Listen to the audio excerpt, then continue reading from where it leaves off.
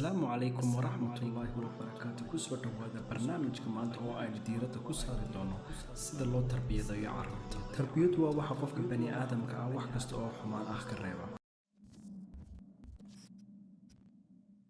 waxbarashada iyo tarbiyadu waa kala laba inuu qofku noqdo qof aqoon-yahan ah iyo inuu qofku noqdo qof tarbiyad fiican leh waa laba shay oo kala fog tusaale ahaan dhakhtarkaagu haddii uu ku raahdo sigaarku waa xun yahay iska jooji oo talooyin fara badan uu ku soo jeediyo oo aad in yar kadib aad aragtay isagii oo sigaar buufinaya xaggee cilmigiisa ka dhaafay waayo waxaanu leenahay dhakhtarka waxaa haysa tarbiyad xumo ilmaha yari marka uu soo dhasho ayuu bilaabaa inuu fahmo sida aad u xanaanayso sida aad u hadlayso iyo wax kasta oo guriga ka socda weliba waxa ku ilhaansan uu ku daydo dadka guriga jooga waxa ay sameynayaan marka haddii ay hooyada iyo aabuhu ay yihiin kuwa dhowrsan oo run sheeg badan naxariis badan oo deeqsiin ah oo kaalmeeya kuwa dhibaataysan dhammaan sifooyinkaasi ilmaha adoon u sheegin ayuu qaadanaya marka waa in dhaqanka guriga laga dhaqmaya uu noqdo dhaqan fiican si ay idinku fududaato inaad awlaadiina tarbiyadaysaan mahmaha soomaaliyeed ayaa ahayd geed walba dheecaankiisa ayaa u dhalaa tusaale ahaan ilmuhu marka uu dhowr bilood jiro haddii qof qaraabada ka mid ah uu soo booqdo oo u jiraada ilmaha yar koruqaad waxaa laga yaabaa marka qaarayna ilmaha yar uu ooyo taasoo uu ku muujiyo dareenkiisa oo ah in uu ka cabsanayo qofkan laakiin marka ay hooyadii ama walaalihii ama aabihii ay siraadaan koruqaada kama cabsanayo sababtoo ah qofkan ayaa uu ka baqanaya oo waanu arag markaas inaguna nidhaahnaa waa uu kaa qaloonaya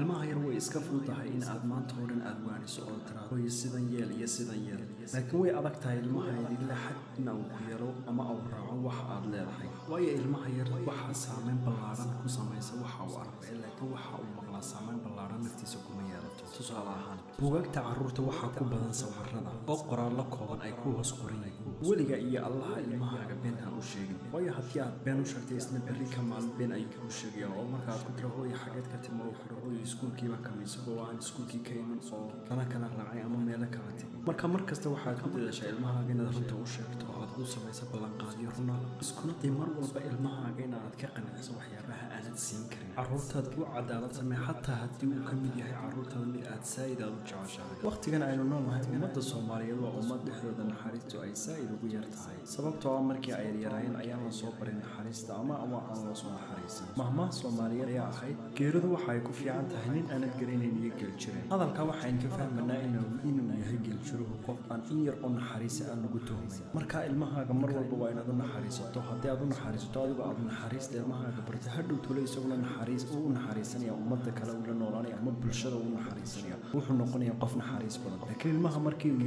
yar yahay haddii la cabsi geliyo la dilo oo markuu aabuhu guriga soo galo carruurtu midba meel ka dhaco hadhowna dhaqanka ay barteen ayuunbay sii gudbinayaan oo ah naxariis darrada weligaa isku day inaad mar walba aad dhiirigeliso ilmahaaga waayo dhiirigelintu waxay carruurta ka caawisaa inay maskaxdooda korto ama uu mar walba noqdo qof bashaasha ilmuhu oo faraxsan oo waxa uu qabanayo ummi ku qabanaya oo aan ku qabanayn cabsi oo adiga kaa cabsanayo ama baqdin adiga uu kaa baqanayo ama baqdin uu macalinka uu ka baqanayo marka qof kasta yar iyo weynba dhiirigelintu nolosha qofka bini'aadanka waxay ka qaadatay kaalin muhiim ah wax qofka la dhiirigeliyo waxa uu noqdaa qof bulshada dhexdeeda ka muuqda horumar ballaaranna sameeya ilmahaaga isku day mar walba in aad si kelisa aad hadiyado yaryar aad ugu keento waayo hadiyadaha yaryar aad u keenaysa ilmahaagu saa'id ayuu ugu farxaya waxa fiicnaanaya xidhiidhka u dhexeeya waalidka iyo ilmahaaga ilmaha quluubtiisa ku jira ayaad ogaanaysaa waayo marka laba ilmaha yar iyo waalidkiisa ay xidhiidh fiican isla leeyihiin waxyaabo badan ayuu khaldan ayaa la toosin karaa laakiin marka ay ilmaha yar iyo waalidkiisu xidhiidh fiican aanay lahayn oo ilmihii yara uu aabihii u arkayo cadowgiisa oo markuu aabuhu guriga uu soo galo ilmihii yara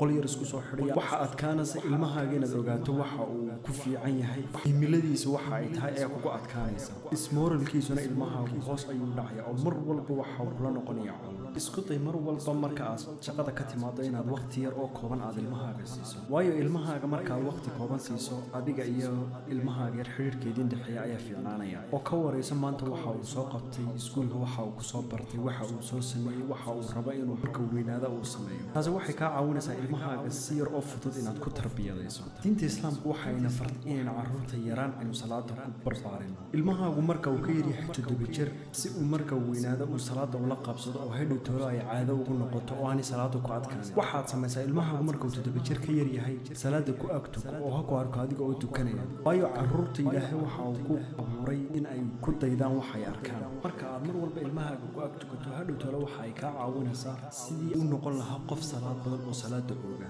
weligaa iyo allaha ha isku diin ilmahaaga wax macna darro ah inaad ku disho ama wax yar oo basiida inaad ku disho waayo ilmaha yar marka aad dilmada ku badiso cudurtu nafsi ayuu qaadaya xidhiidhkeedin dhexeeya adiga iyo ilmahaaga waa uu xumaanaya oo waxa uu ku arkaya mar walba inaad isaga cadow ku tahay ilmaha marka uu yar yahay waxaa saameyn ballaaran ku yeelata bulshada uu ku dhex nool yahay ilmuhu haddii uu ku dhex nool yahay bulsho fiican qof fiican ayuu noqon laakiin haddii uu ilmahaasi ku dhex koro ama uu ku dhex nool yahay bulsho fasahaadsan ilmahaasi saameyn ayay ku yeelataa oo halkaa ayay waalidka ku soo food saartaa marxalad adag marka waxaa lagama maarmaan ah in aad ogaato cidda uu ilmahaaga yar la saaxiibka yahay ma qof wanaagsan baa mise waa qof bilaabin in aad subscribe samayso ama aad share garayso assalaamu calaykum waraxmatullaahi wabarakaatu